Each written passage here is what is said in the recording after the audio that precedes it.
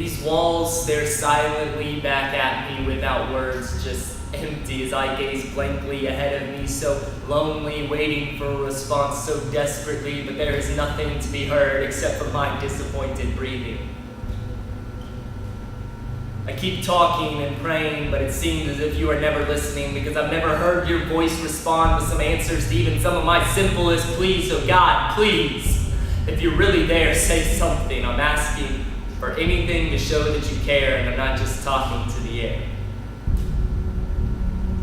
Maybe I don't have the right formula, or my life doesn't match up with the right criteria, but I'm running out of options and giving up on trying, because God, clearly you don't feel like talking if you're even actually real. Having cried every tear in my body, I sit here in the sorrowful silence of surrendered hope, having given up. After all of the exhausting shouts of questions and doubts that left me heavily breathing, where fists flew into walls and shook the foundation, and anger once spread like wildfire, consuming everything in its path, leaving behind only me with bloodied fists, swollen eyes, and a heavy heart.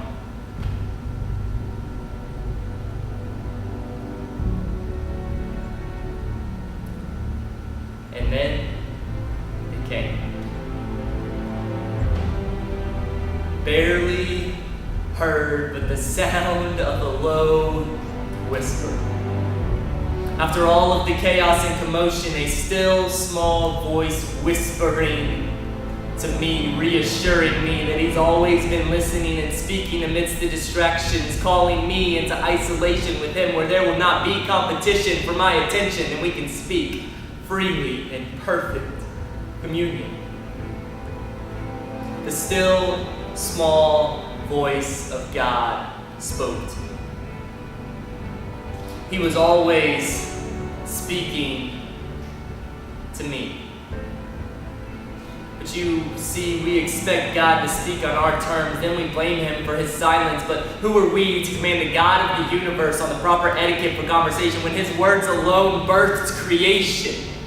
We restrict God with these expectations, placing on him these limitations of how he should speak to us and what he should tell us, neglecting his plan and purpose that he's revealing to us through other avenues because we refuse to look away from the box that we think we've trapped him in. Meanwhile, he is calling to us through the stirring of his spirit in our soul, the chills that run up and down our spine, the passions he's given us, the visions we have, the conversations we have with other people, and the prayers that are prayed over us. He is speaking to us every single day in so many different ways.